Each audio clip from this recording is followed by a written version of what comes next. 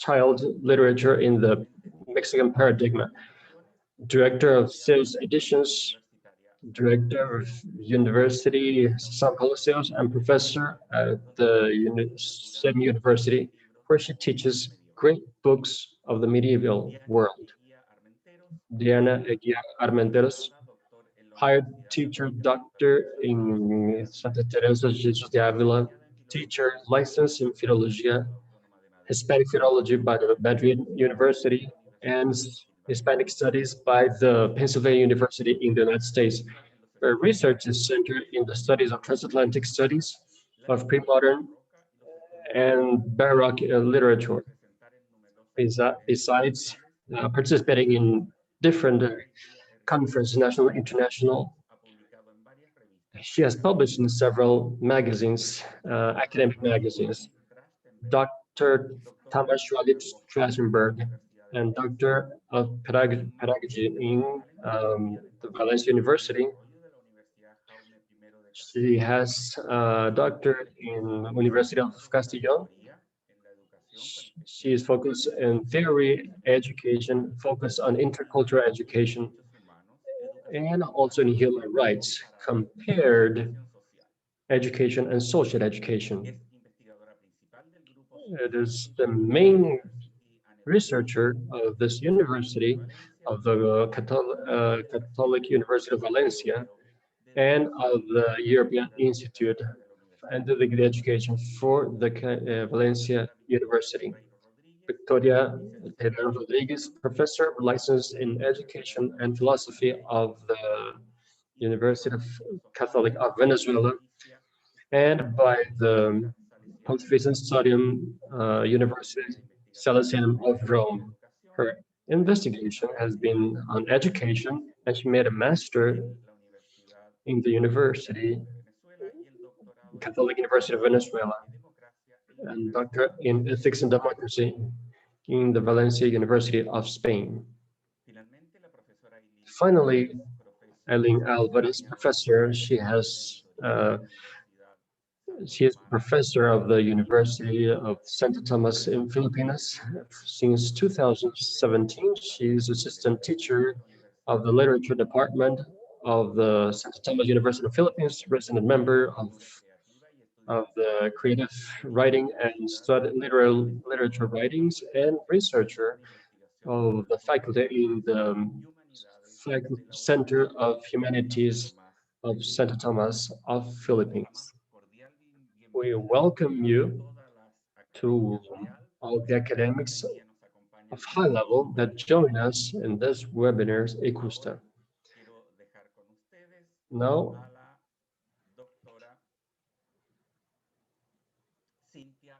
Dr. Cynthia Cajero Zafra.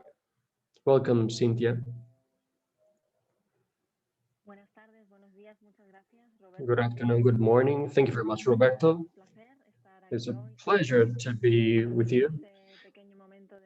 And I say hi to all the participants of this webinar, and thank you, ICUSTA, for the organization of this webinar, also for the invitation to participate as a panelist.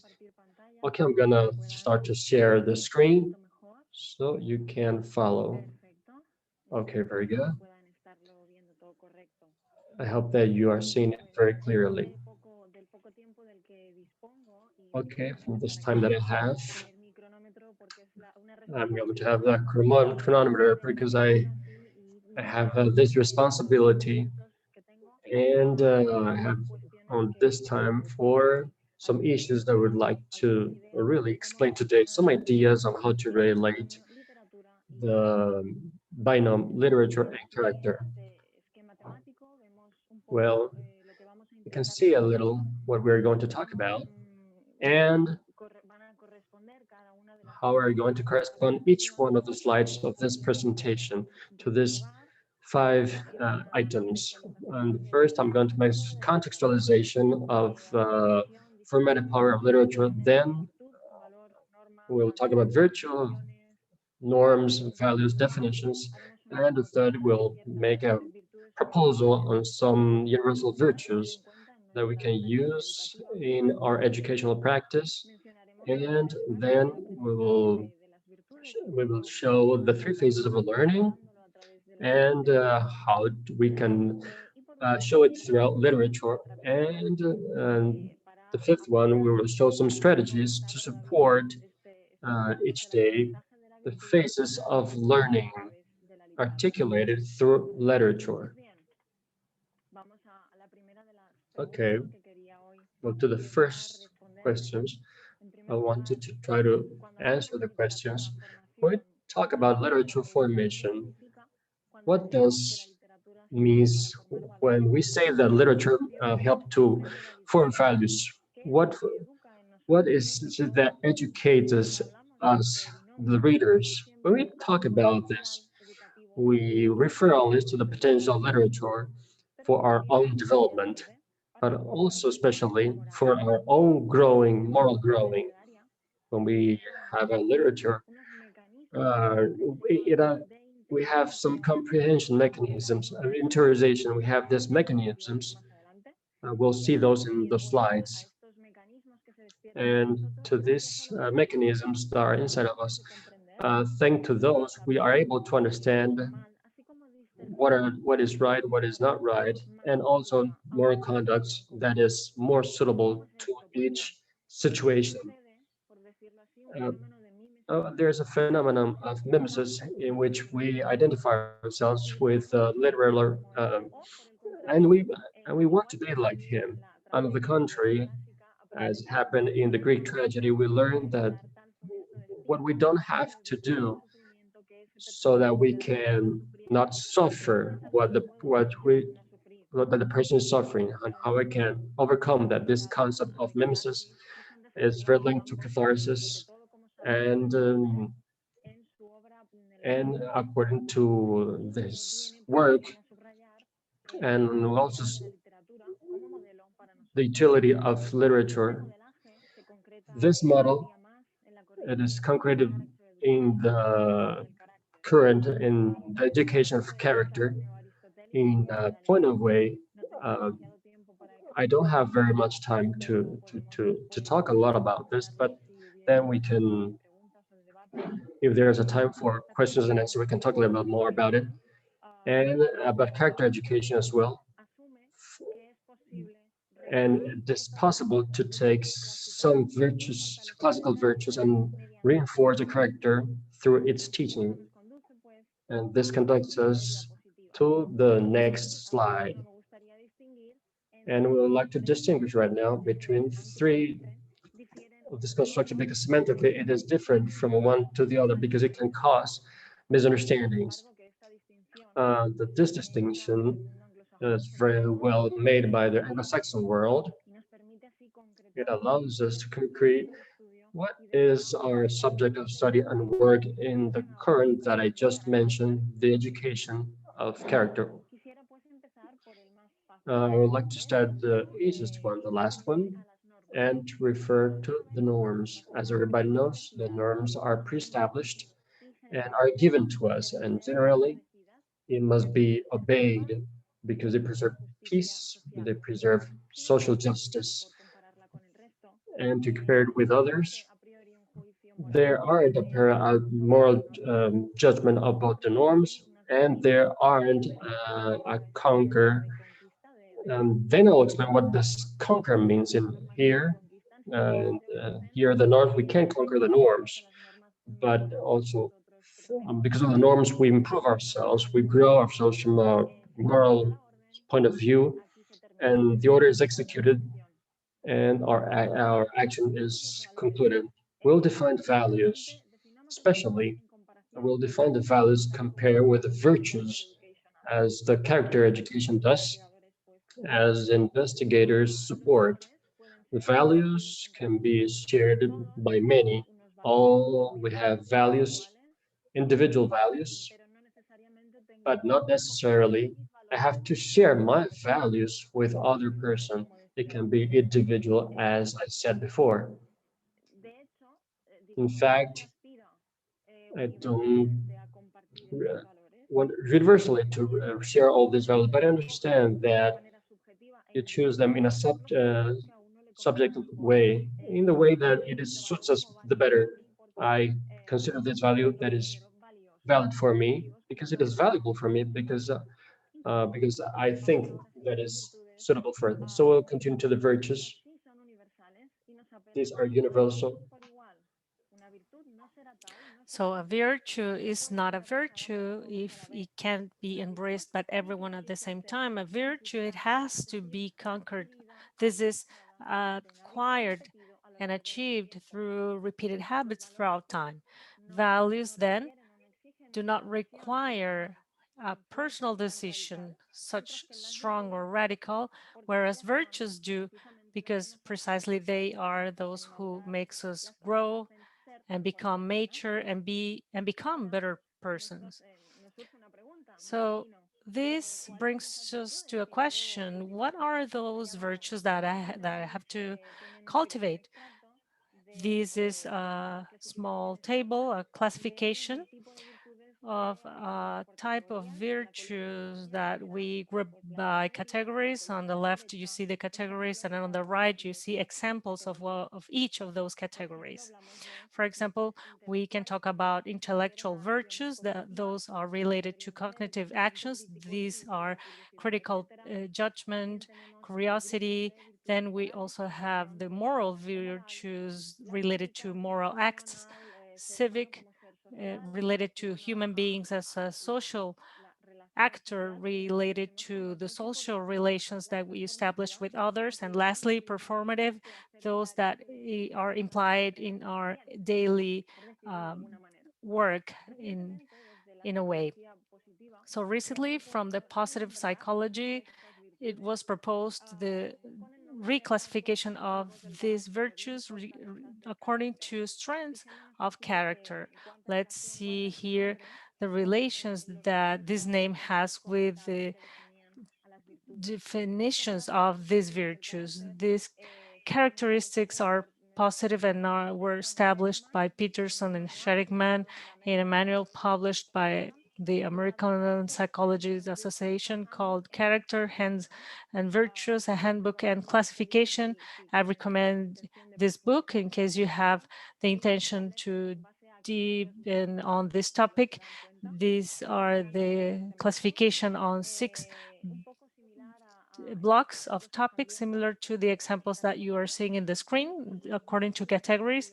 And the semantic blocks that they propose are 6. The first one is related to positive characteristics related to wise and intelligence. The second one is related to courage. The third one is related to humanity. The fourth is related to justice. The fifth is related to endurance. And the sixth is transcendence. In each of these blocks, and you can see the universality of these ideas and notions inside of each one are included in a way using the previous classification, more concrete virtues. For example, inside the wise and intelligence, they mentioned creativity, curiosity, open-mindedness, and love for knowledge and perspective. Whereas in courage, they include virtues, characteristics known as courage, persistence, integrity, vitality. In humanity, as they defined it, they include love and social intelligence. Justice include citizenship, impartiality, leadership, endurance, forgiveness, and humility, modesty, prudence, and self-control. And lastly, transcendence, the love for beauty and spirituality.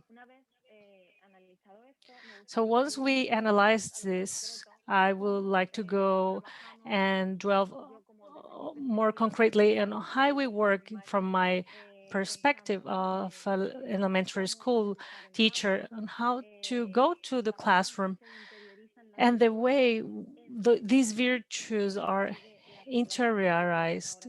And these are the steps that you can see on the screen. First, when we read a text with a moral message, we have to understand or try to make the readers, regardless if it's a student or not, to understand virtue. And this means establishing a context of education, the idea of classify by examples, or at least talk about virtues or these positive characteristics, and this has to be natural in the sense of the teaching of virtues.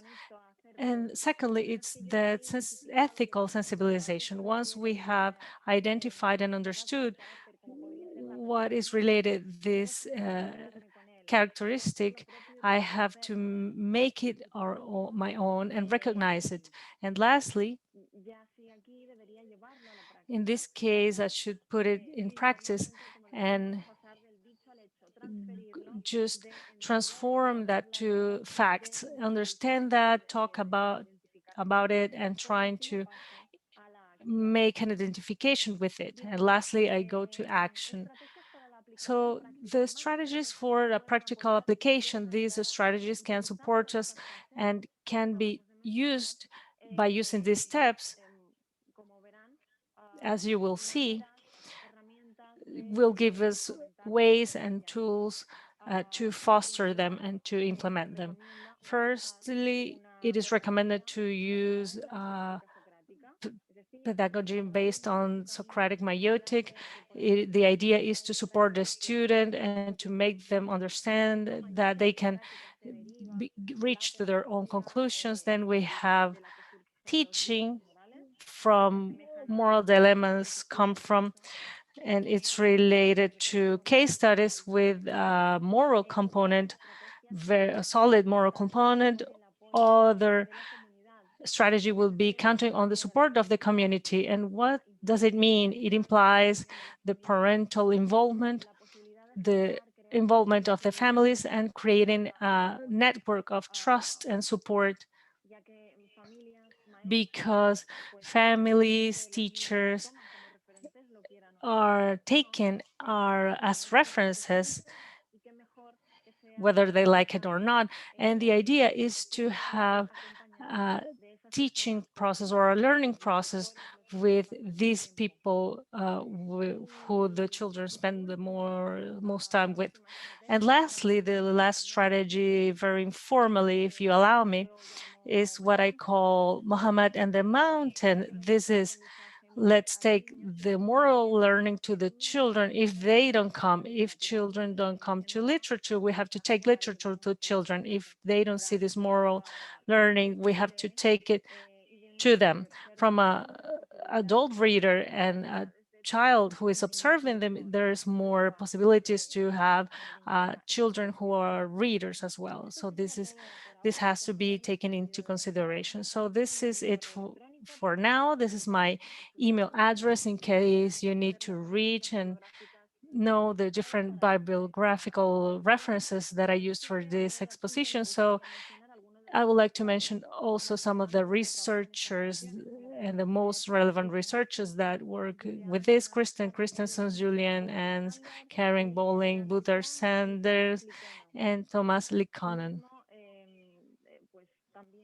Also, I recommend, in order to cover the topics I addressed today, a book called Literature and Mimesis, Basis for an Education for Character, where you can find more details that I provided today. So thank you very much for your attention, and thanks a lot. Thank you very much, Cynthia. This was very interesting, all the topics that you brought today. So this makes us think a lot.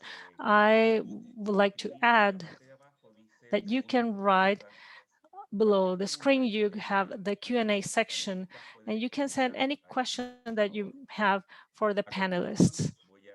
So next, I am going to present Dr. Maria Esther Gomez de Pedro, who will be presenting now. Welcome, Maria Esther.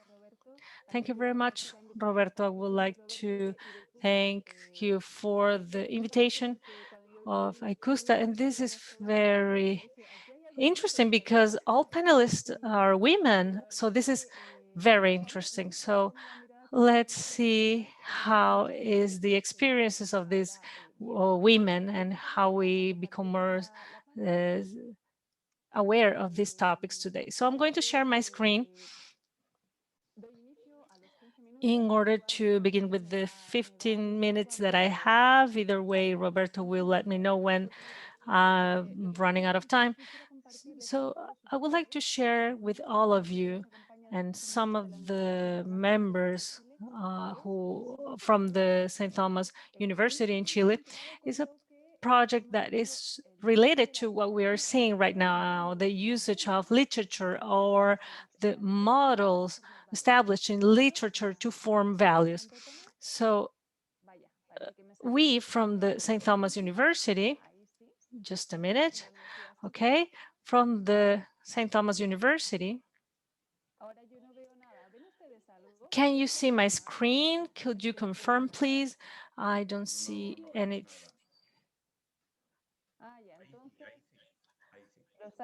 Okay, so I will start, I will share my screen again. And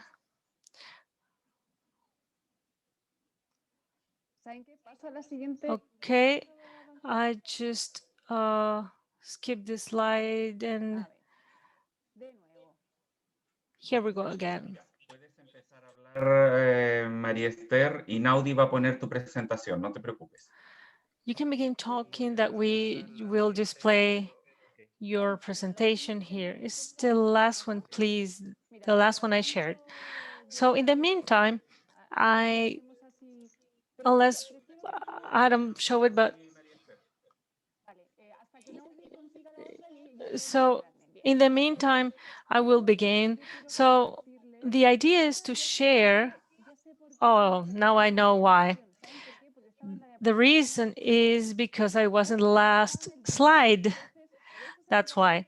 So let's see. Okay. So it doesn't work. So let's wait for Naudi to share my presentation. From the university,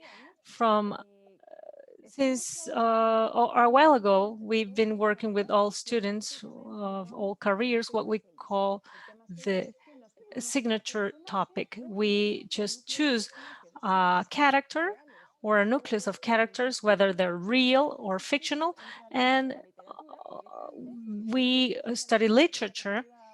If we can go to the next slide.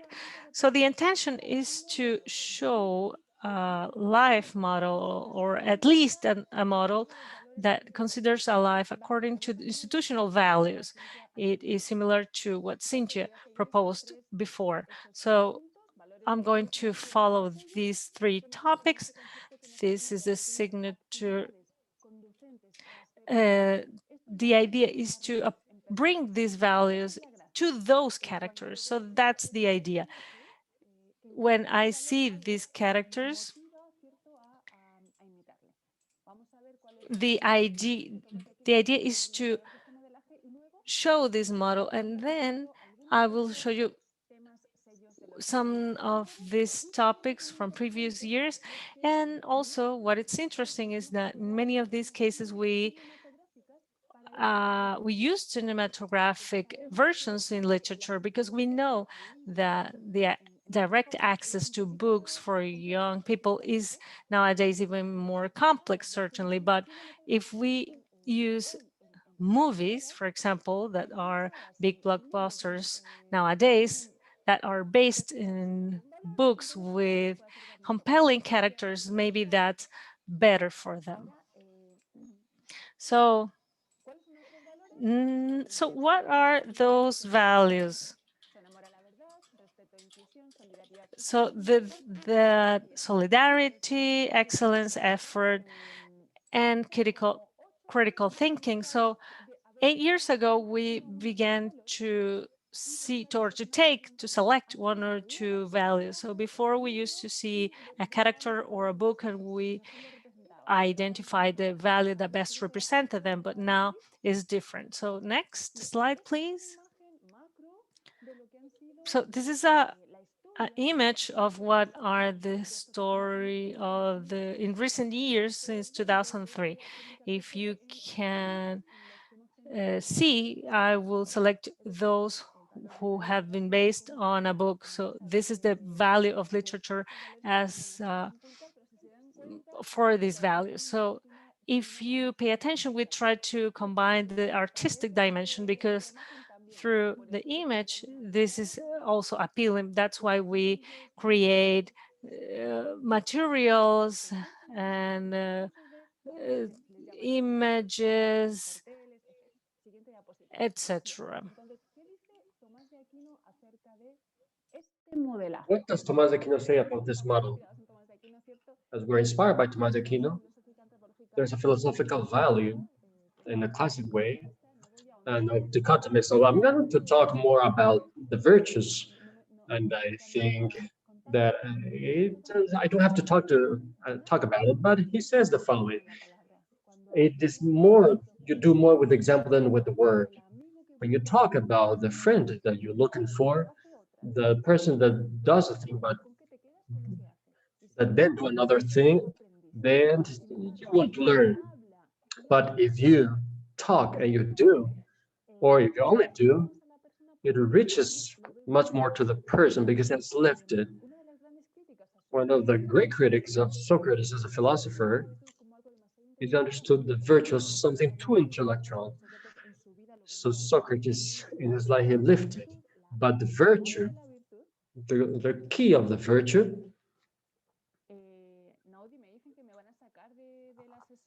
Now there's a okay, there's something happening here that says that I'm going to be pushed out of the meeting. It says that I have only 2 minutes. Please help me out here. I don't know what's going on. Oh, it's strange. Oh, please continue. Okay, let's continue. Something happens, then I'll come back. So it's prudent. Another Tomás de Aquino, what he said it that is prudent to say that because according to this model in virtues and values, it should help us to differentiate to what is good, what is adequate to what we want to reach. The next slide, please. And I think that Loud is helping me out for everything. Okay, we're working about inclusion with Helen Keller. She's this deaf and blind. She's a great example to all of us. Next slide. And the literature of Alliance with Cinematographic Project. We're going to very fast. What are some subjects, important subjects that we based on? A few weeks ago, there was Token related with the Lord of the Rings that we all know. So it's better for us to profit by these values related with the fidelity and to differentiate between the community and the community of what's not good. And the Lord of the Ring is related to us, and it has allowed us to do some activities with the cultural group. We approached the culture and their thinking and the Catholic version that generated a thinking in Oxford. And it helped very much people to be closer to this vision. We can see the Little Prince. We've repeated this because in 2004, there was the birthday of Saint-Exupéry. And of course, we have to talk about this issue because sometimes it is difficult to talk about the things. But if it is already talking about it, so it is much easier for us to mention it. So in these two questions, so in 2004, it is easier for us to talk about it. So let's see about the Little Prince. There were movies about this Little Prince. There were books. There were conquest. What are the values of the Little Prince? It is a classical, right? What you have upright in the selection of text that we have in 2019, and then I'll talk to you about it, and I hope I have enough time for that. Then another year, we celebrate 400 years of Quixote. This is a classic work, but it is very big. So we did the following. What our students, because it is focused on them, what is that they need to rescue related with values on the Quixote. Because it is the relationship between Sancho and Quixote. You can see the subtitle is Sancho for Quixote, the value of friendship. So this year we had speeches, lectures, reflexive lectures of. So it was the value of the friendship what was important. We'll see some of the aspect that's came. We have dances, we have theater, we saw the movie of Don Quixote de la Mancha. Next slide. Okay, we have diptychs where we had extracts of the Quixote.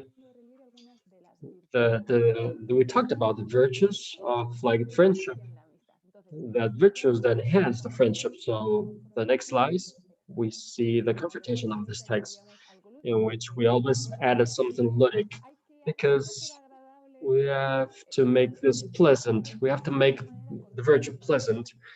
So with the ludic dimension, if you see, there's a small explanation, and then we confront the text of the Quixote text of Cervantes with Tomás de Aquino.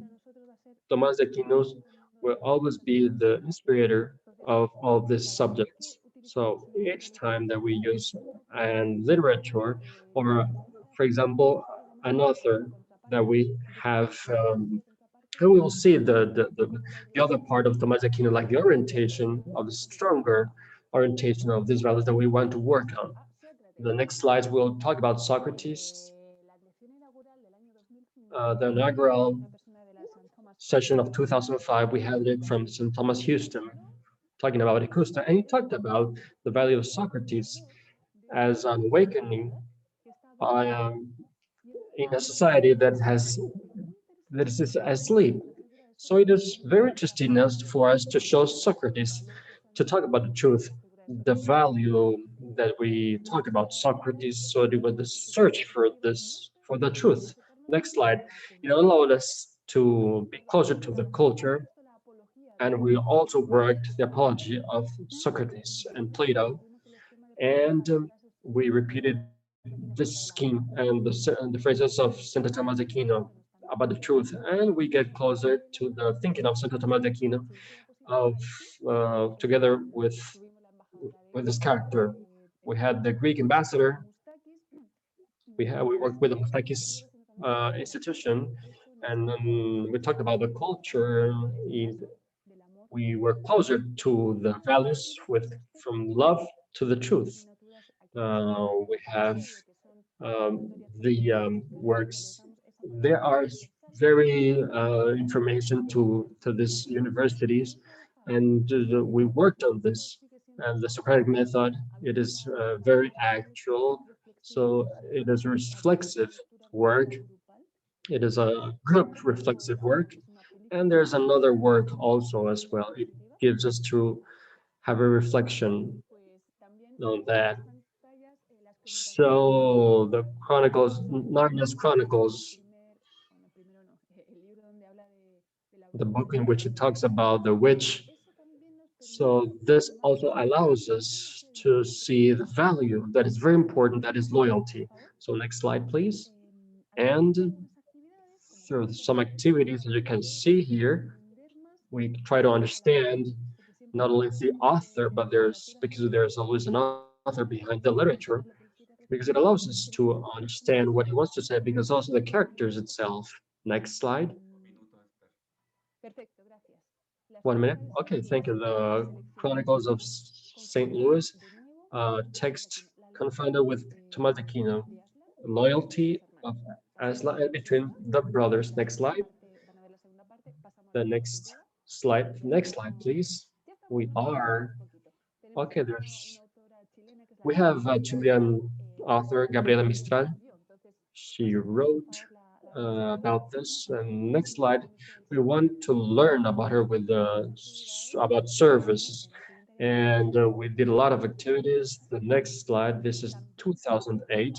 We generated also information that helped us as text.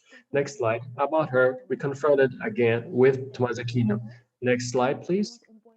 And we have a very beautiful poem, the pleasure of serving. What are the values that we want to promote?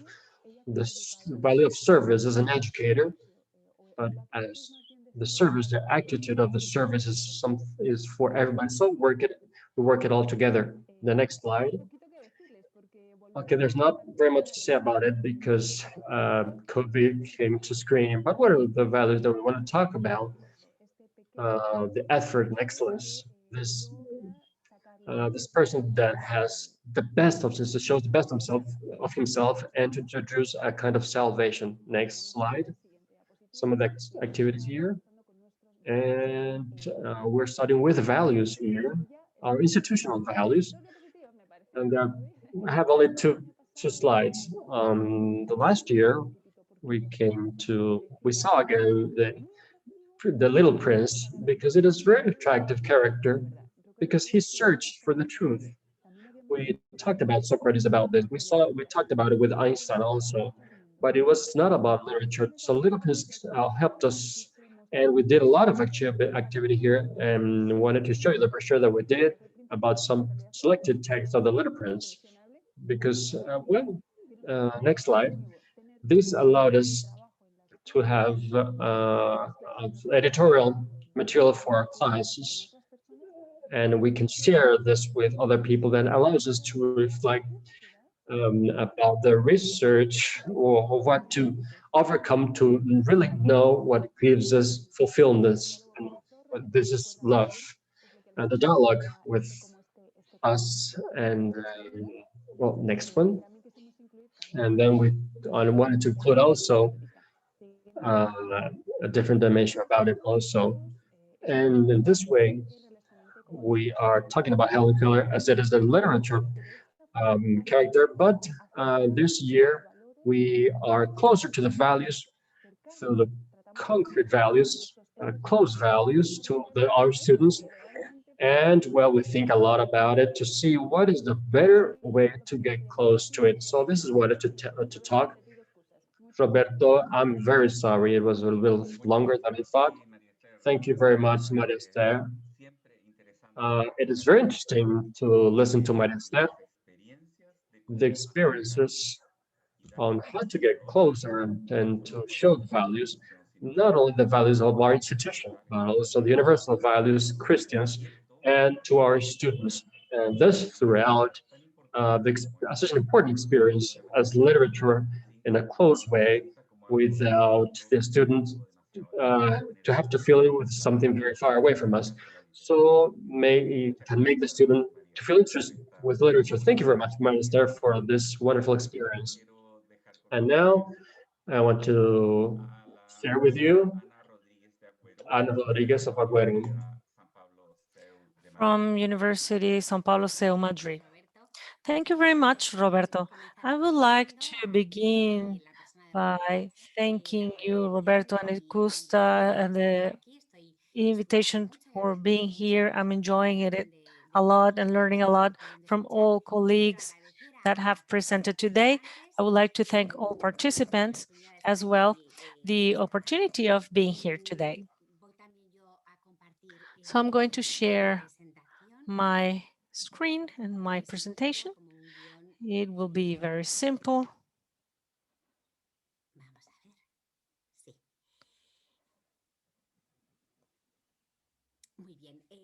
Okay, so since we have a limited amount of time, just 15 minutes, I would like to organize the words that I will be addressing today in 3 parts. The topic selected on this topic is the usage of literature to instill values, the importance of literature in the formation of one person, of So I would like to talk about this integral education for a person and how this affects and includes and requires the questioning of human existence.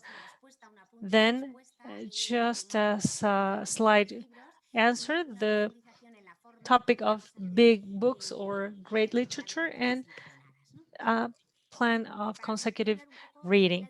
So in order to talk about the integral formation or formative years of someone, this type of education, first a child, adolescent, and an adult in every part of the educational system, since very little children who come to the school, to elementary school, and then finishing the university years. When we talk about this integral education, and is this considering this person, it has a completeness and it addresses the human subject. This is not something that divides the person in the different roles that it plays in our contemporary society, where each and every time we are addressed in one of the roles that you are developing or are working on that moment. But teachers see person as a whole, being a person as a complete being. It's a son, a daughter, a student. In every role, we have this unity, this person that doesn't have a fragmented existence. So that subject is considered in this education, and as my colleagues mentioned, it addresses the character formation, the moral formation, and the basic topic regarding education, since we know education is we have the virtues and a complete life, a good life, and how to achieve this. So it is the ultimate goal of education. So the topic that I want to address today is importance of literature. We cannot understand this if we don't put a context in terms of the person or considering the person as a whole, because in reality, as Membrini mentioned, you can read these slides. The reality is that life don't pose any question. The development is hand in hand with questioning ourselves. We see this in elementary school with teachers when they find children questioning and making questions. And this is important. The idea is to listen to these questions and leave the space for children to question and to make questions and let them create and formulate questions and try to help them find the answers. The contact with reality, the human beings just propose questions, and the process of educate children begins with these questions, and this will be the way of doing it in every step of the educational process, in school or when you go forward, move forward, and afterwards in college. The educational process is indivisible from these questions that set the basis of human life, where you are protagonist of your own life, and I will develop this further. You are the subject that develop actions, and this configure your life. And Ricardo mentions this in his biography. We are just forging our biographical identity, and in this path and in this process of the education, these questions arise and you make it, and teachers should not formulate them, but fostering or let them appear and make it grow. Alice Dear McIntyre proposes a very interesting reflection about education in terms of virtues. It helps us understand this, making these questions as the possibilities of answers can only be narratives. So human beings are animals, are storytelling animals. they tell stories to understand the world, and we need to listen to stories told by others, and also considering our own stories. So here is where we consider in a very primary stages the importance of literature. We know mothers and grandmothers from generations and generations educating their children with traditional tales, poems, and all that tradition and repertory of moral literature that gives the first experience to those children about reality. So the knowing of reality from these questions about reality are reflected in this literature with great traditional knowledge.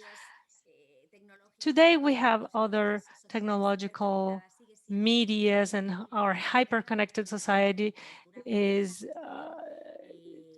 proposes another configuration of for this literature that McIntyre says as a storytelling animal. You can read this. You deprive children from narrations, we will leave them incomplete in their actions and word. So telling stories is key to introduce them to reality and to educate in terms of knowledge and reaction towards this reality. So the role of literature is fundamental. Another author that I admired a lot is Martha Nussbaum in terms of knowledge of love, compares in a very interesting way the literature work and friendship relationships. So this is a topic and very recurrent topic in my formative years and teaching years. We have insisted on this the same way that we care about children selecting very well their friendships and the value of friendships and helping others, the same way that it's not that it is important to select your friends, it is also important to select the books and the literature work that you select. This is not a random selection. In some programs I have I've seen this when they select these works. Some say that just select any book, and it's not the idea. It's just the same with friendships. You cannot select anyone to be your friend. So Martha mentioned, as you can see, the screens value our literature relations as well as we value our friendship relationships, when it's important to take care of the company that we keep. So it is important to consider this. So the proposal I make, and this is from a secular tradition, of course, when I talk about literature and formative years, it's just to consider the classics. Of course, in our previous expositions, we consider the classics, of course. They are fundamental, because I say to my student in the first day of class, let's read the best books first, because certainly you won't have the time to read them all. So vitas longa vita brevis, is better to read the best first. But the idea is to consider the classics because they are the best of the best, as Mahigar said. John Sr. also said that it is not necessary to make a list, because a classic work is something that everyone knows. Or a classic, as Chester said, is not an author that you read.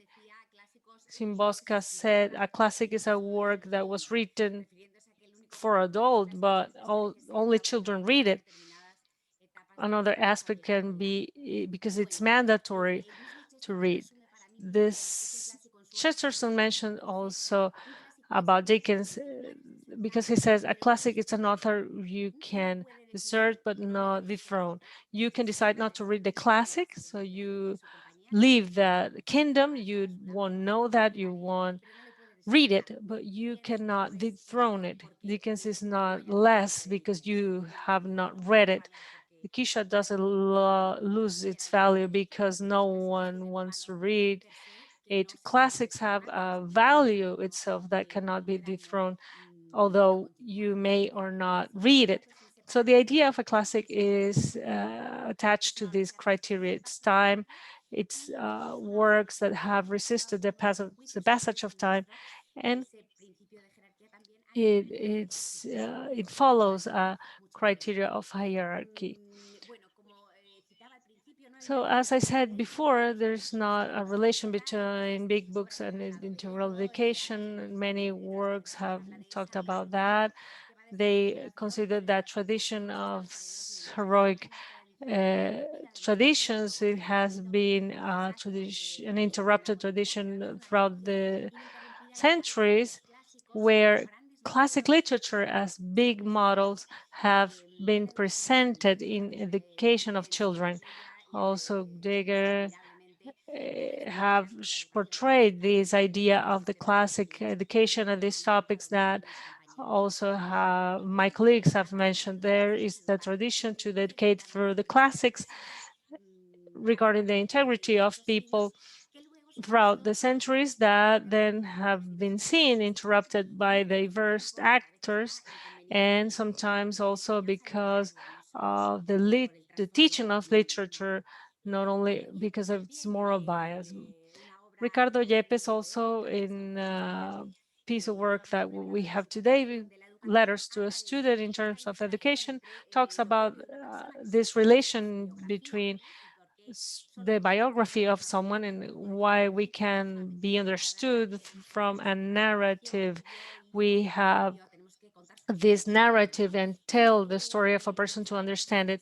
And on this piece of work, Yepes explained how classics are product of this desire of preserve the values of the heroic life, what can be imitated, admired, what it's worth it to keep memories from, and the most valuable things from our civilization, and how classics have this capacity to express the human soul as a whole, what traditionally was the hero. It's a soul that being universally expressed through literature work, it's still a representation of an individual soul that you can feel identified with. So this is a very nice experience in medieval literature that I teach.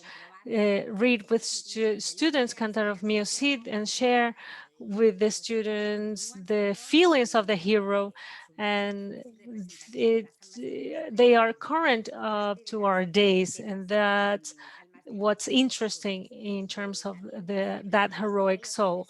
Also, Yepes mentioned that those who desert are condemned to a sterile self learning. So they spend a whole life trying to discover America when America has been discovered already. And lastly, to finish, I have a couple of topics and how we can reflect this in the reality. It is important when we cover the classic literature topic to recognize that the movement of big literature has been failing, and this is true.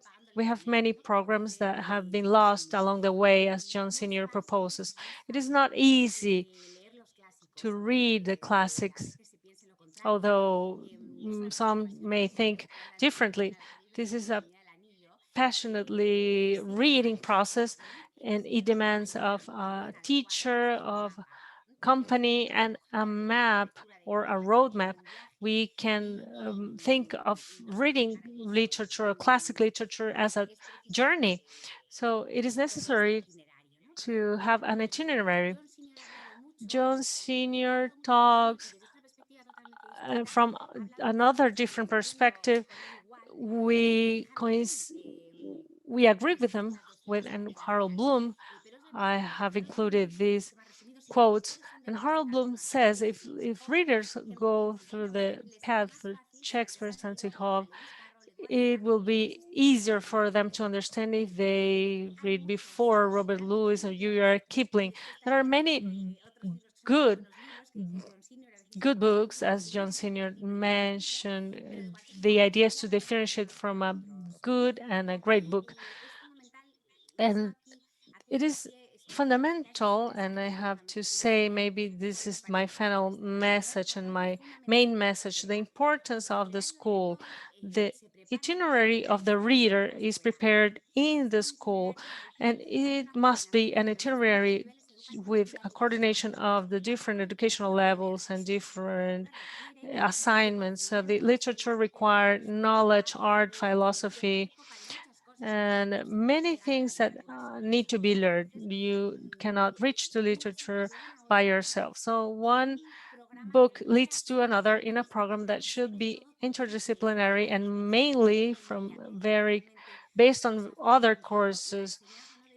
So teaching shouldn't be an experience that changes depending on the teacher, but a consistent plan must be followed to prepare also the students. So John Senior in the last 1 minute, right? Yes, John Senior said, anything that you do, don't poison it. Because we talk about the encyclopedias, notes, etc.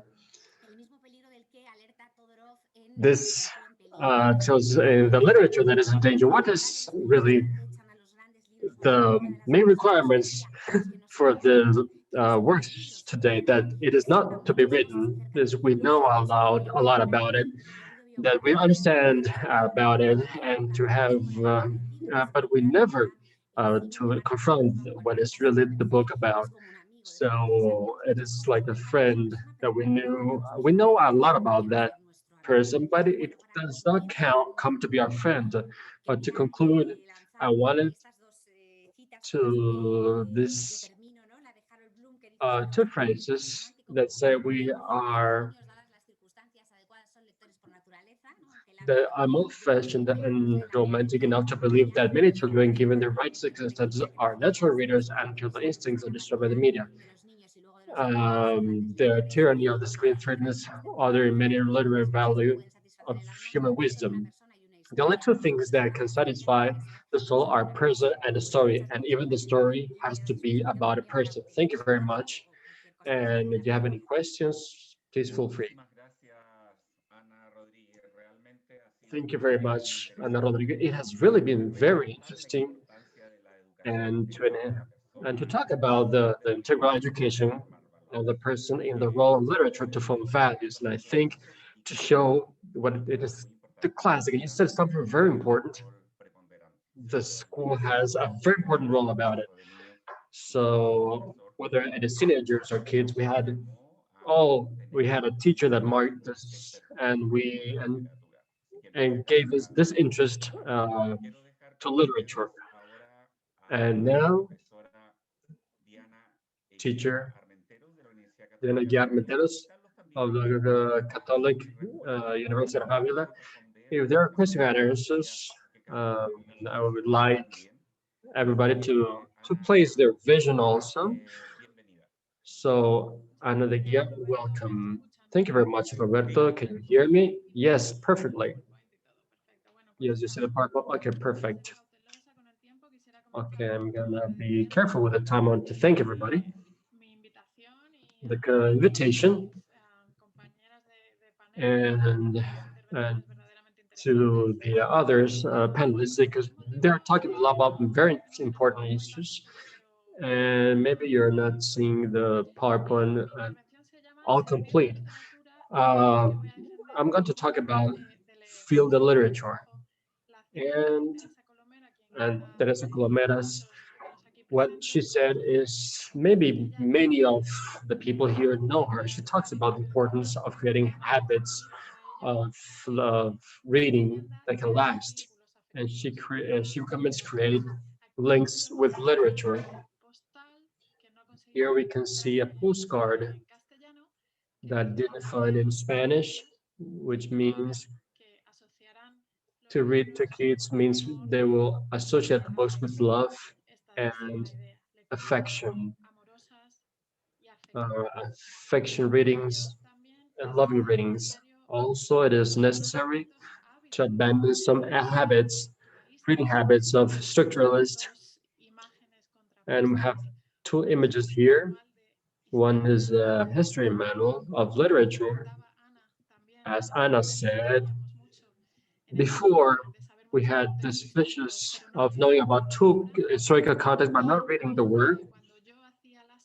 And also when I did the secondary school, we did some readings about going to look for the text, what we knew already.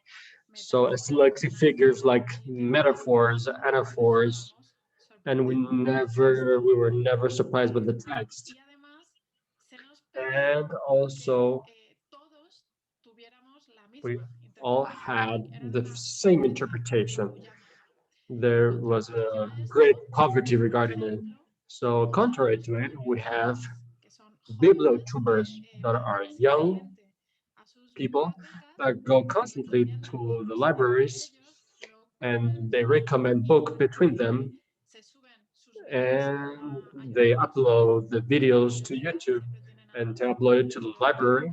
And there's a person in the librarian that helps them. And if they don't know them, I recommend them because they have a great way to work with literature, infinitely more creative and also more affectionate.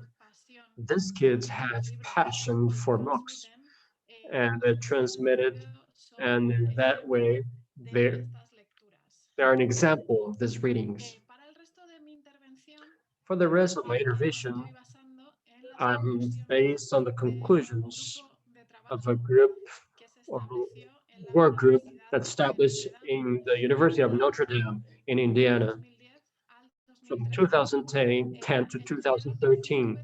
There were 5 times a year they gathered working together, working on literature and religion.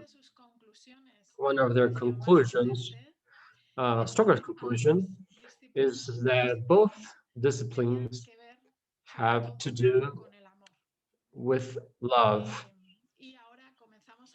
And now we start to explain what is that love related with literature and towards literature.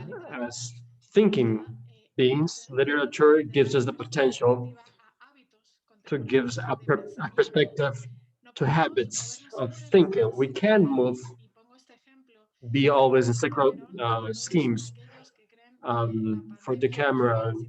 The pandemic, for those that think that pandemic is a new situation, it has never happened. Well, the camera, like other text, it is situated in the pandemic of the bubonic plague. So a few weeks ago, 2 weeks ago, the Confidential had a headline that the word that describes what we all feel as a dia.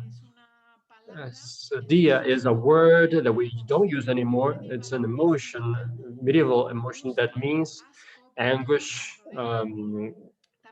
for everything that we don't like. And this journal said here in the United States said basically that happens to describe what's happening to us. We have to go to the medieval lexic to know the literature as human beings. It humanizes us in this humanized world, and because it connects us with the creation of signification. And we talk here about, because we talk about today in this kind of etiquette of minor literature that we don't have anymore. And we talked about Alice in Wonderland. It was considered minor literature. That is why we have to rethink what talk about before ending my speech. And regarding police literature, it's a genre that has very much success and sometimes it's considered as minor literature. For example, Sveta Todorov said that the lectures of the police, they were in search of meaning. They were people that were caught in a rupture of the normal state, like the crime, and they were committed to the restoration of that safety. In this way, this travel, this voyage to the meaning connects us as human beings to the great questions that Anna talked about before. Another thing that literature does is to imagine worlds in which the language goes beyond.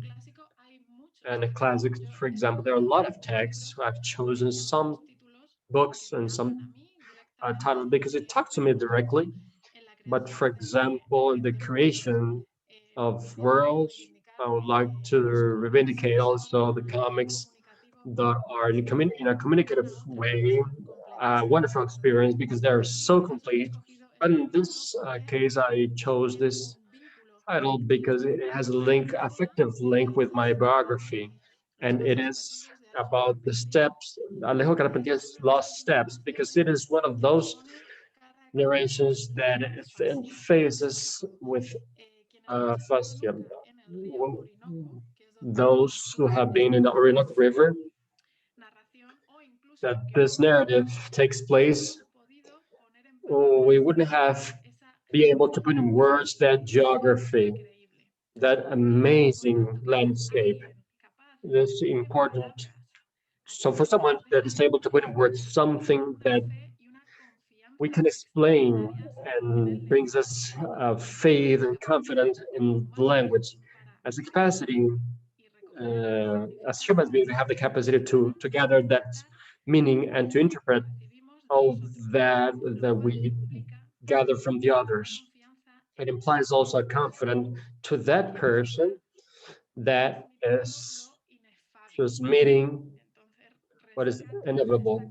So I gathered this confidence in the power of language and the power of transmission, of communication that literature has. Okay, the literature, it reaffirms the humanistic values like the study and the understanding will, the reflection, and to have in touch with affinity as human beings. Uh, Death is one of the main subjects of literature, the introspection, and to give us that space, a calm space of reading, and to value the experience in a world in which each time we trust more our life to a machine. So I bring you this delicacy of drawing, like the drill Agostino Ramelli, that is a person he loved so much literature that he needed a hyperlink literature that it is not very easy to have through the internet. We are very used to that, of the hypertextuality and hyperlink. So this person designed this machine because he needed to connect one book to the other, take some um, citations from one to other books and create a world that we think today it is so new. The literature, it is very important to be in the place of the other one. So it is what all society needs. So we have the potential to enlarge our vision and to open us to others. And we have to coincide with them or not. So maybe we are believers or not, practitioners or not, we are all welcome to the practice, imaginative practice, to be in touch with other point of view. And Alexander Solzhenitsyn's example, that is somebody that reached what politics, diplomacy, Cold War couldn't get, is to know the crimes of the Soviet Union. So what we could live on, could feel. So Solzhenitsyn had the Nobel Prize. He said that the beauty of the word is the true insurrection, because the power could put his hands on the truth, and the power could put its power on the everyday life and humanize us. But when the power puts its hands on the beauty, it became sad. So it's believed literature and power in the art about communicate. No matter how we fight in terms of journalism or politics, this is not possible. And it also brings another example from the Los Pichiciegos. This is a Hispanic creation, and I'm a teacher of Hispanic literature. Is the story of some soldiers in the Maldives war, but they feel fear of coming out. How can we put ourselves in the shoes of a soldier or a prisoner if it's not through literature? How can we develop that necessary empathy for society if it's not with this means? As I said before, literature can bring together a vast array of temporalities, including intellectual. And this is one example from Kalila and Dimna, which is a compendium of tales in the 13th century from India, translated into Arabic. And this is the example of the medieval literature. How was for them the idea of nobility? And then we have Los Naufragios from Alvar Núñez, Cabeza de Vaca as the Indian Chronicles, and it's more considered today in the literature department. And this is a biographic literature about a soldier, a Spanish soldier from the 17th century, and it took 10 years from the Gulf of Mexico to Texas, and he got absolutely lost. He became a slave, and he spent years trying to find someone who speaks his language. He is among indigenous people who don't speak their language, and how he faced these problems. And of course, as you may all know, Robinson Crusoe is the part of the classics. How to survive, how these people survived, how they became stoic, what was their motives. And just to finish, the study of literature and is fundamental to incorporate our compromise with society. As German Guyon said, Galdós said that when something goes wrong in Spain, we are all guilty. If we actually read Galdós, which is a polyedric author, we would be able to see that augmented reality and be able to put in the shoes of others. And maybe everything would be better. And lastly, I would like to say that those big questions in literature brings us in front of the reality that of our spatial understanding. Our answers must be thought and must be worked. We will be providing very deep answers, but ephemeral, because at each point of history, it is necessary to reflect upon and face our own literature with its questions. And here I bring the example, the effort of different reading generations, just to pick a couple of titles that have been forgotten. In the case of the golden century, we read Maria de Sayas and Barbara Lopez Mayo.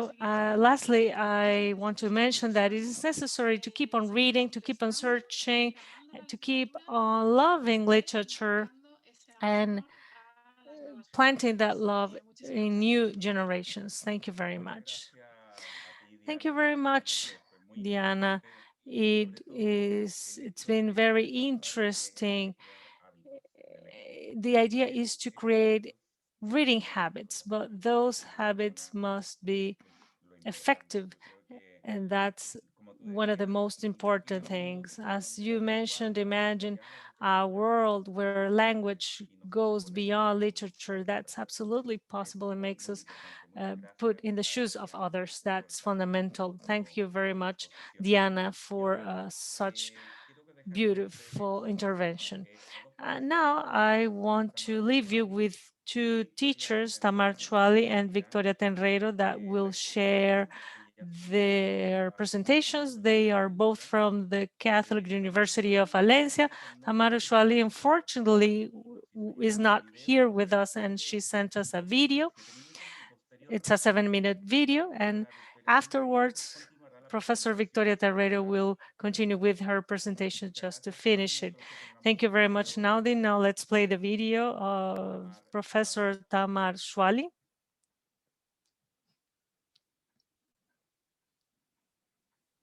Buenas tardes. Good afternoon to everyone, you, colleagues, students, and assistants. It is a pleasure to the usage of literature to formation in values. Before I begin, I would like to extend my thanks to the organization International Council in the spirit of St. Thomas. I would like to thank especially the Executive Director, Roberto Lafontaine, for this kind invitation. I am Tamar Sual Tachtenberg, professor at the Catholic University of Valencia, doctor in pedagogy. My field of specialty is intercultural education, and I'm going to share this conversation with my colleague, Victoria Tenreiro. I would like to start by simply giving a bird's eye view about us and about this project. It is a project that began in 2015 when we began to understand the formation of developing intercultural and democratic values in teacher formation. The project in the EU, in the context of the university, is a project funded by the Joint Research Center of the European Commission. It is a contract that has been assigned to the Catholic University of Valencia to be able to identify which would be the best innovative practices for the development of intercultural democratic competences for teacher formation. The project begins in 2019 and is fundamentally based on 3 pillars. The first is the pedagogical approach to education and intercultural pedagogy, also focuses on all the acquired knowledge starting from the wonderful scientific production of John Dewey on education and values for a democratic culture in the competence model. Therefore, the reference framework for the development of intercultural and democratic competence of the Council of Europe establishes 4 fundamental areas for the development of competence: the realm of values, the realm of attitudes, the realm of knowledge, and the realm of critical reflection. The model on which the frame of reference is based is the butterfly model that we see here in the picture. In this model, we see that it is distributed in 4 categories. The first one is knowledge, the second one is values, attitudes is the third, and skills and competence is the fourth. In this sense, we understand that the Council of Europe of this model is committed to an individual whose own intercultural democratic dialogue capacity based on critical deflection is developed as a precondition for working with students and developing those competences in students themselves. I would like to emphasize the two main axes that make up this frame of reference. The Council of Europe traditionally worked and continues working around 2 lines of action. The first is human rights education, the concept of dignity of the person, and the rule of law. On the other hand, the other side of the coin, the other axis that the Council of Europe focuses is on dialogue and intercultural education. What the frame of reference does, and that is the starting point of Innovative, is to unite both aspects to a single one. Maintaining the current need is to develop intercultural and democratic competences at the same time.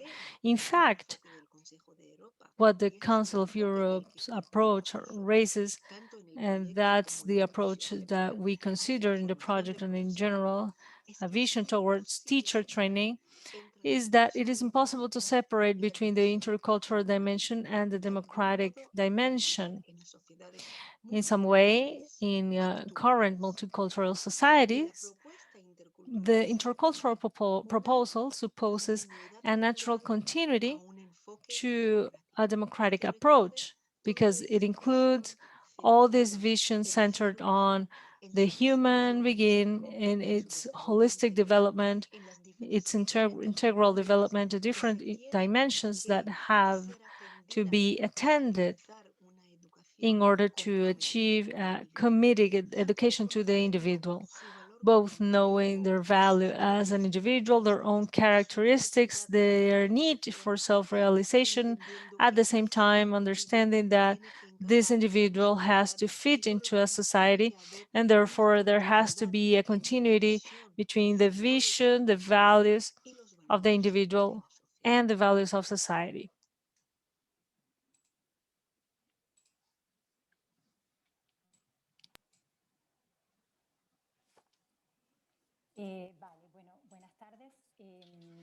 Good afternoon. So in order to continue, fortunately, Professor Tamar was not able to be here with us today, but just to continue with what she mentioned, first, I would like to thank, of course, the invitation and the opportunity to listen to the other panelists' expositions. So I'm going to share my presentation that is related to what Professor Tamar was mentioned in her recording. So now, in regards to her comments, I would like to share with you other reasons why we have established the reference framework from Europe as our main reference that is nothing but just innovation for the diversity. And this is the name that it has basically is the central idea. It is the reason why it's referred to as explicit introduction that is considering the reference framework of Europe, the European Council as the baseline for the development of democratic values. Now I can share with you this text. Values are essential values for conception of competences that allows the participation of democratic cultures. This is because without a specification of the values that gives the values this competition, it can be not democratic competence, but in this place would be political. General competence that would be used in many other ways of political ways and anti-democratic. For example, we can be a responsible citizen, very well informed in a totalitarian way, with a different uh, set of values that would be set us to make decisions of values. So values constitute the heart of the democratic competence and are essential for the characterization. Well, I think the text shows very clearly what I wanted to say. But as the text say, the values constitute the closest what we could see about guide of without values, we could have lots of energy, but would be able to develop a life project oriented to a direction. We could took the direction upon it. And besides, through values, we know that for ourselves, it is not enough to live or even defend a life as a biological life, but as a human condition, it is important to live as humans. It is evident in ourselves a reality of a determined form of life that characterize our esteem capacity and value. All this forms the fundamentals that I just mentioned, and like Tama teachers mentioned, the fundamentals, the project. And I go to the second step and about the project development. So taking account all of this, one of the goals of innovation is centered in the identification of best practices of information of teachers for the development of intercultural competences. For this, one of the aspects that we take account is that formative practice would form four components of this framework reference of the European Council, that reflexive knowledge, like Tamara teacher said, critical abilities, attitudes, and values. In the list of 100 experiences, and one of the first evaluation of 40 of them, there were selected for the project 24 educational practice to form the teachers. And this framework, philosophy for kids, that it is in practice that I show you in the slide, one of the programs that we consider more important. Throughout the years in this program that was founded in the 70s in the United States, because of its efficiency, recognized not only by the external evaluations, but the whole participants of the projects as well, as teachers and teachers formators. And for this project, we didn't gather the students' evaluation, but it shows also the efficiency of the students. Philosophy for Kids is a program that consists basically in the formation of community, questioning community of dialogue, philosophical, which the participants, as initially moved by a stimulus, can be a poem, a novel, a video, or an image. They investigate in a cooperative questions about problems, universal problems, and temporal problems, and also philosophical, very related with the big questions that many have mentioned before, and it is based in many of the interests of the participants. It is a project, it's based on three elements that I wanted to talk. First, we can say about the objective, which is the development of the development, the sensibilization of the kids in front of the thinking habits can have the basis of cognitive thinking.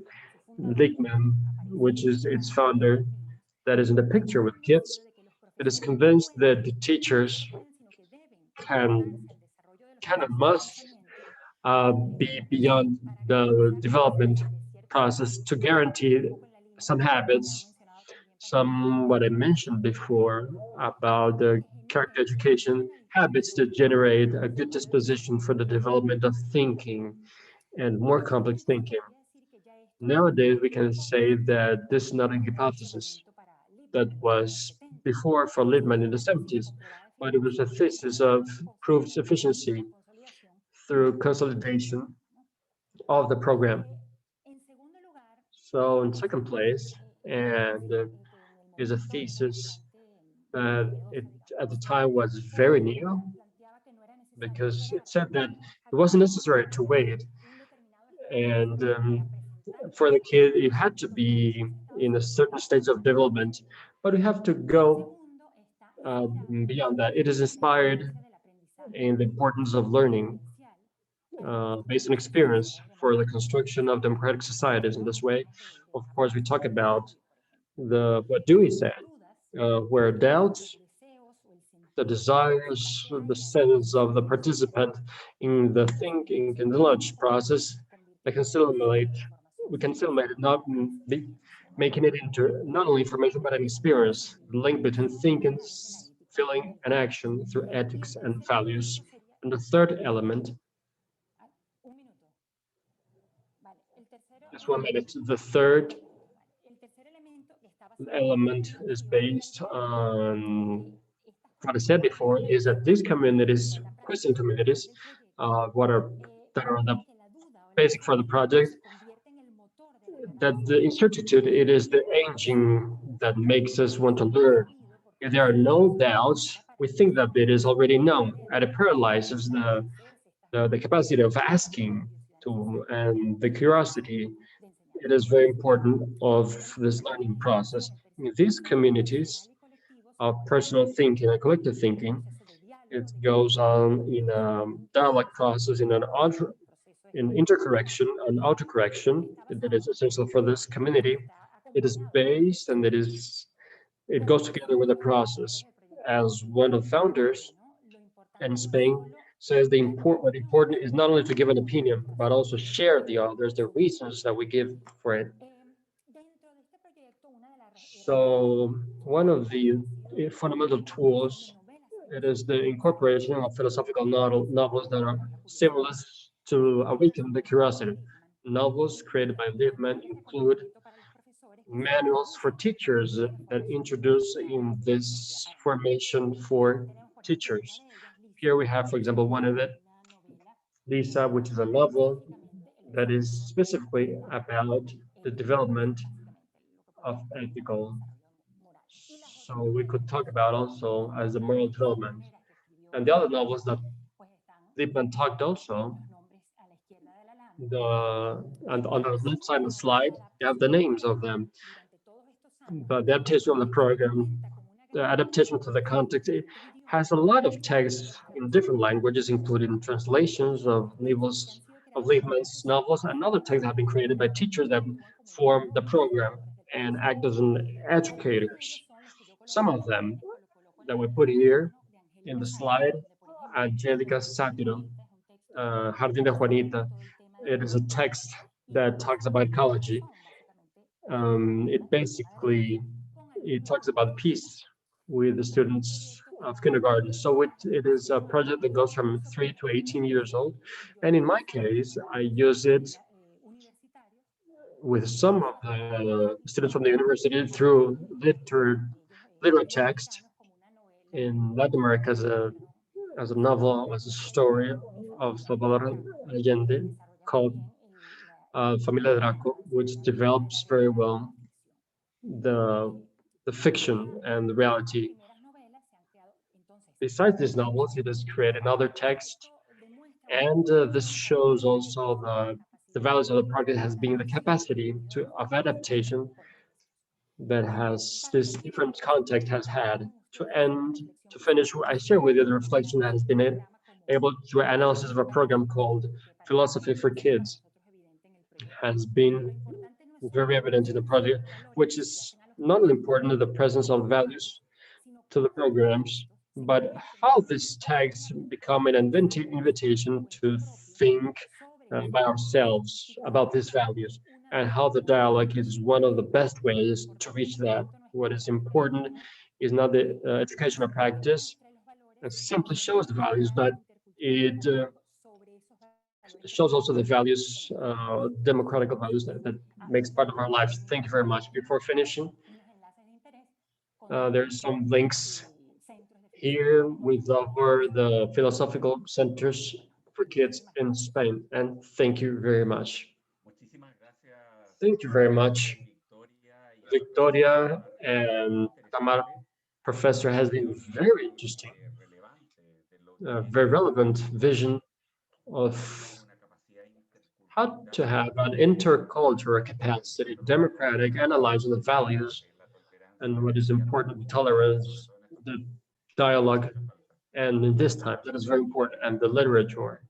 It has undoubtedly some wonderful examples of the good formation as for teachers and also for the little ones that work with the students. It was very interesting. Thank you very much, and congratulations.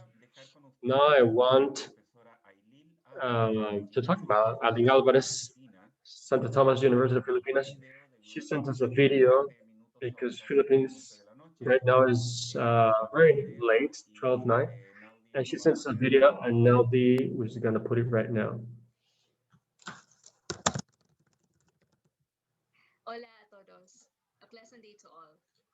Hola a todos, un agradable para todos. Mi nombre es, y yo soy de la Universidad de Santo Tomás en Malina, Filipinas. Estoy viendo, y recientemente, debido a los recientes tifones, y simplemente no quería preguntarme en medio de la charla. Por el momento deseo compartir mi pantalla. Ok, ahí estamos. Así que esto es una reseña breve, reseña sobre mí. Estoy afiliado al Departamento de Literatura de la UST y también desempeño como director de la editorial UST. Mi principal interés de investigación de literatura católica y estoy trabajando en una tesis sobre católica contemporánea en Filipinas. I am not an expert in the field. I'm studying it, and I'm privileged to be sharing some of my ideas. De mis ideas con ustedes. En este seminario trato sobre el uso de la literatura para formar valores. A mí me parece bastante asimétrico considerar cuán vital es la literatura como herramienta valiosa para la formación de la educación. La literatura es para mí un futuro de una necesidad innata de traducir la experiencia humana de manera creativa en el lenguaje. Y como otras formas de arte, medios sirven como crónica de todos los aspectos de la vida humana y un registro de las cosas que más valoramos de nuestra cultura, acerca de lo que consideramos importante como personas. Pero supongo que esta conversación es necesaria cuando consideramos qué valores enseñamos y cómo enseñamos esta generación que se ha filtrado con las profundidades de la desesperación. Si queremos saber qué fuentes de valores se están forjando en nuestra sociedad, solo necesitamos servir una producción literaria contemporánea para encontrar la respuesta ahí, porque lo dejamos en un momento en que más que nunca el espíritu necesita ser fortalecido. Obras que cumplen este mismo propósito merecen atención. Voy a reforzar esto y a realizar un trabajo específico. Voy a examinar el potencial del valor de la novela católica para jóvenes, adultos y jóvenes filipinos que representan las creencias y valores católicas de la fantasía juvenil. La novela se llama Las Crónicas Perdidas de Campeones, escrita por autora Karen Ranz Seña, que aunque no es una obra parte del canon de la literatura filipina, un enfoque especial en problemas de adolescentes y la espiritualidad. El libro fue publicado sobre espiritualidad. El libro fue publicado en 2014 por Shepherd Voice Publications, SFP, una prensa filipina que se especializa en publicaciones católicas, que se especializa en libros de autoayuda, devocionales y meditaciones bíblicas. Capes es una de las obras literarias SFP destinadas al grupo demográfico de los adolescentes católicos. Y en el 2015 lo escribe como la primera ficción épica lanzada en SVP. Con base en teaser se puede inferir que la novela está escrita con el propósito de sugerir a sus lectores cómo vivir una vida cristiana significativa dentro de los límites del género.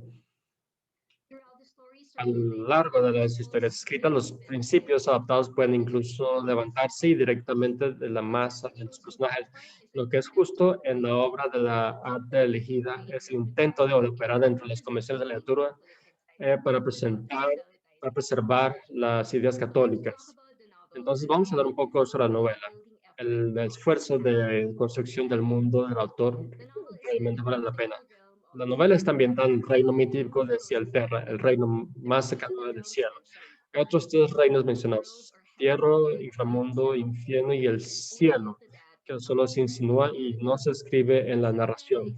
En Cielterra existe una raza de guerreros llamados los guardianes que protegen el jardín del Edén, donde reside el árbol de la vida, que puede dar a cualquiera el poder infinito de una vida eterna. La narración narra la reunión, el entrenamiento, el viaje y la misión de 7 adolescentes: Solén, Salom, Salina, Joana, Mateo, Lucas, Gabriel, que fueron elegidos para hacer la tarea especial del equipo para recuperar la espada robada que puede rasgar la tela del espacio. Y también se utiliza como el tiempo adecuado para desbloquear el portal más cercano al infierno, que es la puerta de Pandora.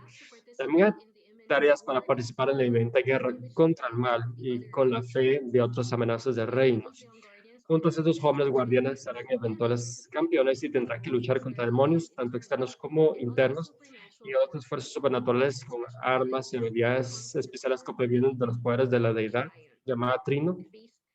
Y esta es una serie de aventuras que juntos conducen a la camaradería y la fe, que comienza con la misión de Solem, Solom y Selina de proteger a Gabriel, el candidato 7, hasta que despierte su destino. Una vez reunidos los 7 candidatos, los comandantes guardianes se encargan de prepararlos mediante un entrenamiento en solo un breve espacio de tiempo. Una vez que están listos, parten con habilidades especiales que obtuvieron de la ceremonia de la unión. Un momento clave es decidir si viajan a través del paso de Tibet para llegar a la batalla final, solo para perder tiempo cuando se encuentran cara a cara con ellos y se ven obligados a luchar contra sus peores enemigos, de todos sus demonios, que se manifiestan espiritualmente en vistas transformadas o situaciones hiperrealistas. Al final del enfrentamiento con el campeón caído, Sandros, que ha desertado al final del mal y ha hinchado la espada hasta abrir la puerta de Pandora,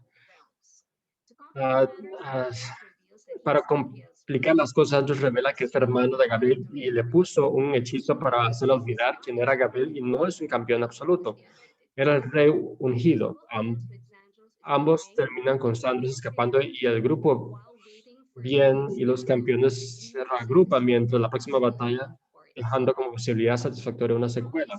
A partir de esta ciencia se puede estar de acuerdo con el aspecto más integrante de la narrativa de cómo el autor reelabora conscientemente la mitología folclore, las referencias a la cultura pop y la teología para crear un nuevo mito para sí mismo. Y el resultado es su versión de una alegoría católica usando como ejemplo la fantasía juvenil. El escenario, los personajes, los nombres de las armas, la guerra inminente entre el bien y el mal son influencias claras donde esta fuente de católicas crea que la Sagrada Escritura, la tradición sagrada y lo misterioso están integrados en lo sagrado con lo secular, y el autor se embarca en un proyecto mitopoético, modificado uno con la apropiación de elementos y convenciones de fantasía juvenil, que se adapta mejor a la imaginación católica.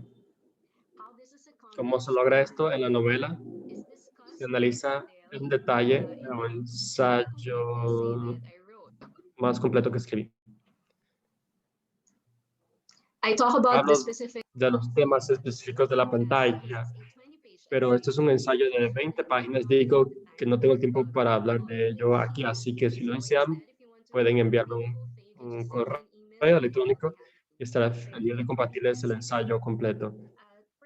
Anteriormente solo me enfocaba en 2 cosas: los modelos de los personajes y los problemas de fe de los adolescentes católicos que se escriben en la novela.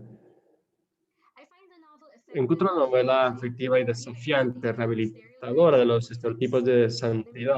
Los personajes principales están destinados a ser modelos de personas santas para los jóvenes adolescentes católicos, pero el autor no los ha escrito con actitudes farsaicas, pomposas o más antes en este momento, ejemplifica lo que Mary Wright dijo sobre el personaje de Graham Greene.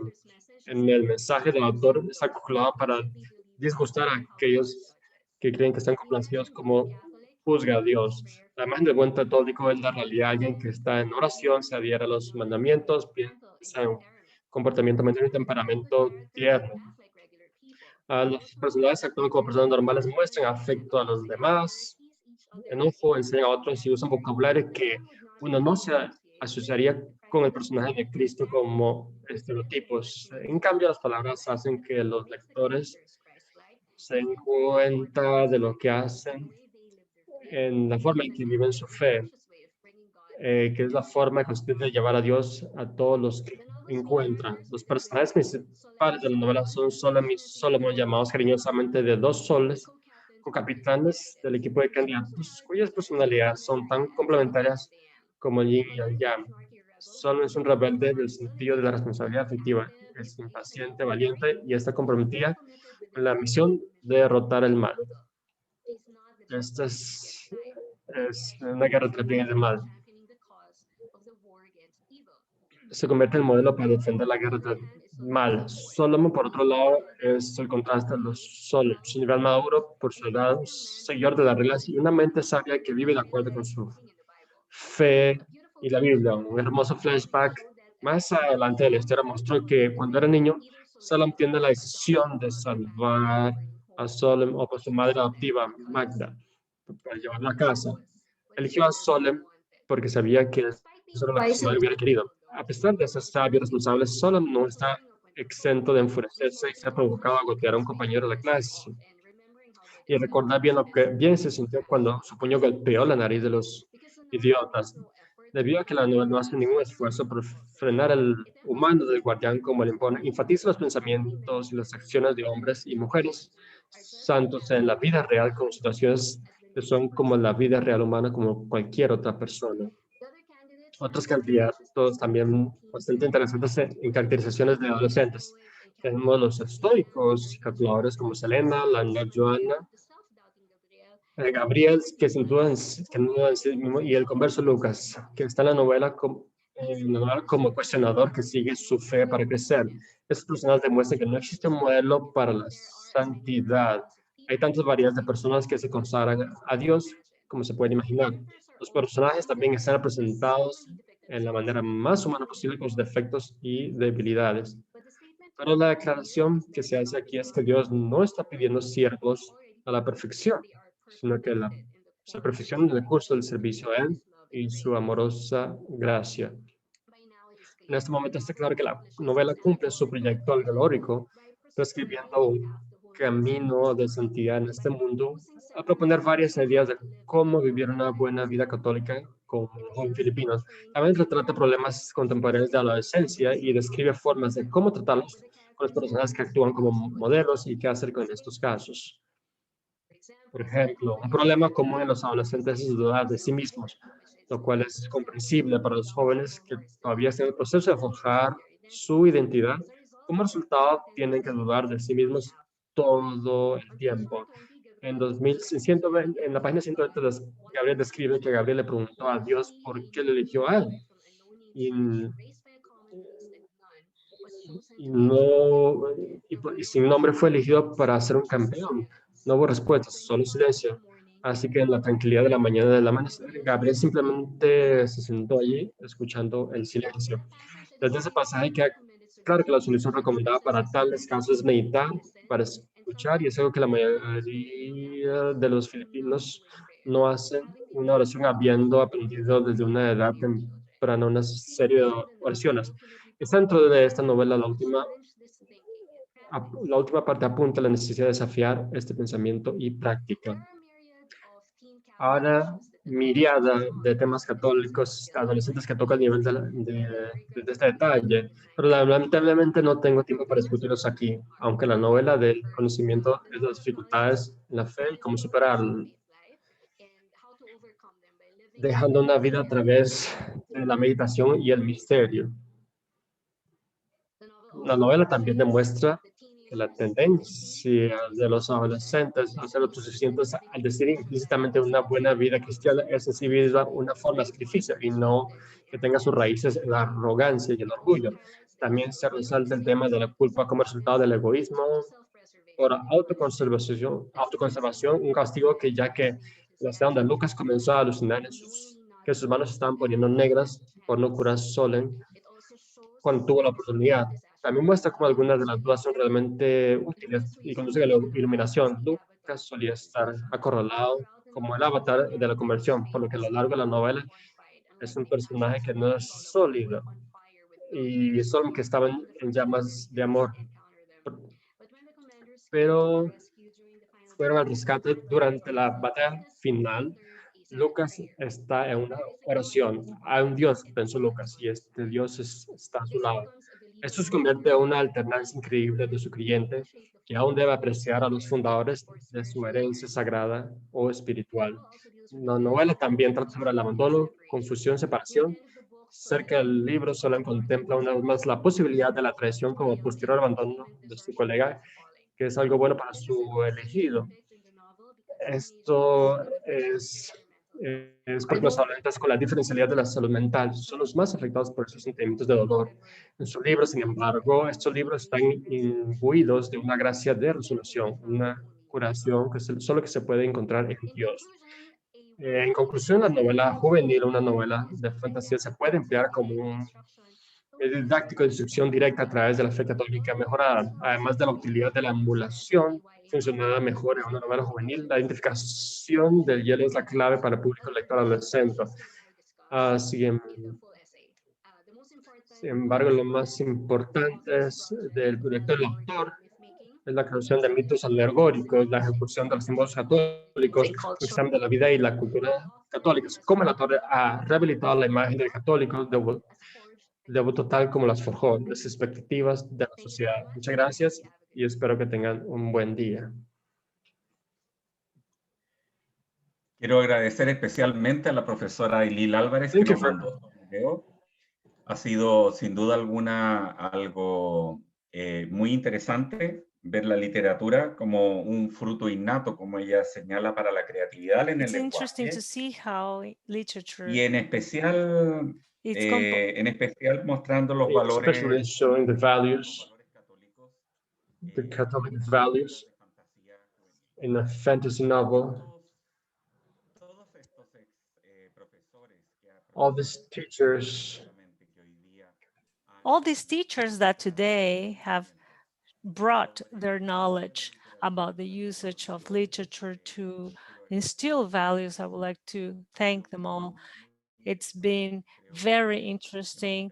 I believe that we have learned a lot. We have shared